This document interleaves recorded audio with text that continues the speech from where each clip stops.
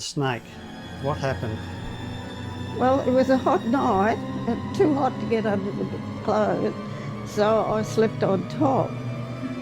I was bare-legged, and something woke me up. It was cold on the leg, so I got up and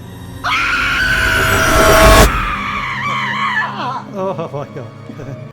and Oh, is that loud?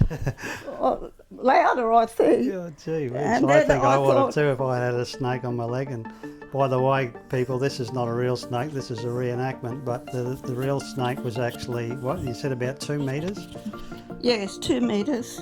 Yeah. So I pressed down on this device around my neck. It's a panic button, and pressed with all my might. And then nothing. So I thought, oh, I better get out into the kitchen where the speaker is and see what's happening out there. And when I got there, So the speaker outside is where you actually talk to the responder. exactly, Yeah. yes, exactly. And what did the responder say? Oh, he said, Jim's on his way up Jim's my brother, by the way, my son. with, and he said, is there anything I can do for you? He said, I've never had one of these before.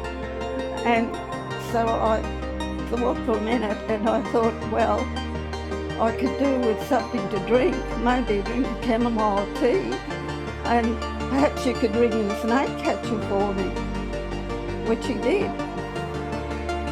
And so where had the snake, what was the snake doing at this Well, stage? apparently he made it off to the next room, and he was curled up asleep on the Duchess.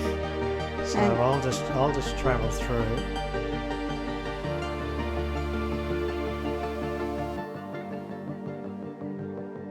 Yep. And then what happened?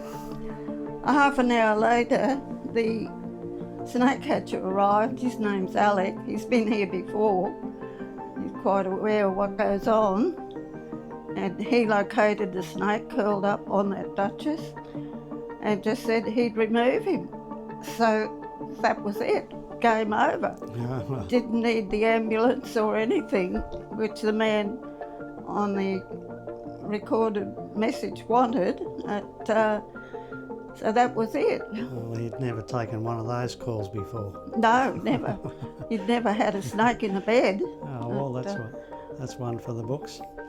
Just as well he took notice of it, didn't think it was a prank. I'd have been really up the creek then. So that snake wasn't the only scary thing Mum's faced in her life. In 100 years she's lived through wars, loss, raising a family, and somehow she still shows up here every week for a simple coffee.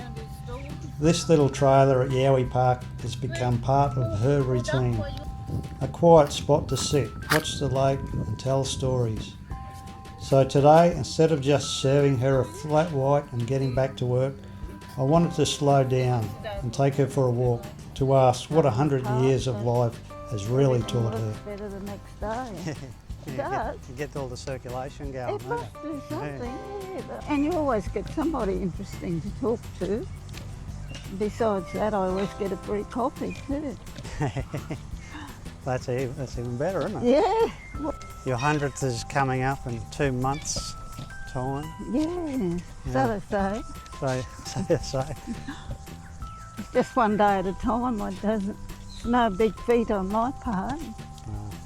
I notice the time's gone quickly towards the last few years. is it? Oh, it seems to go quick for everybody.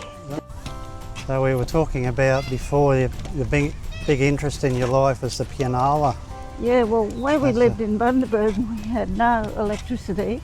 There was no radios. They used to hire a radio when the cricket was on, and some of the farmers used to come in and listen to it. They'd be up all night.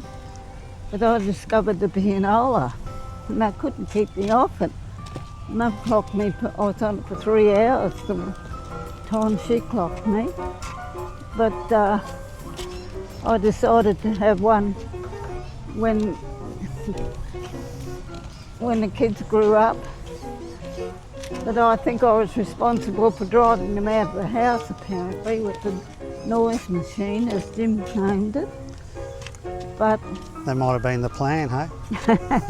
it worked, whatever it was. And yeah, but I just believe getting together and singing, and especially the words of the era, they're always uplifting. You can pick what era they were, because of the Depression years they were trying to raise spiritual spirits, the same as the wartime. There was a lot of nostalgia. And it's just an amazing way of getting together. They say and I don't know if it is a secret, but they say, what's the secret to living to 100? I don't know, but I think it's biological, isn't I it? have been asked that before, and we could put it down to just living one day at a time. Yeah. If you get too head up about what's going to happen tomorrow, you're just wasting time, because you could only take one day at a time anyhow. That's it. It's as simple as that, really, isn't it? Yeah. And eat and drink in moderation. And keeping busy. Yeah. I remember Dad used to say, you know, I can't go on, I'm tired. He said, yeah, you tell yourself you're tired, you'll be tired. Yeah. Tell yourself you're all right, you'll keep going. It's all to do with the mind, isn't it? It is. But I think it kept us sane, because there's always some words that apply to what's going on in your life. That's it, yeah. So to finish on that, any advice for the younger generation? Just hang in there Hang in there. and do what you do best.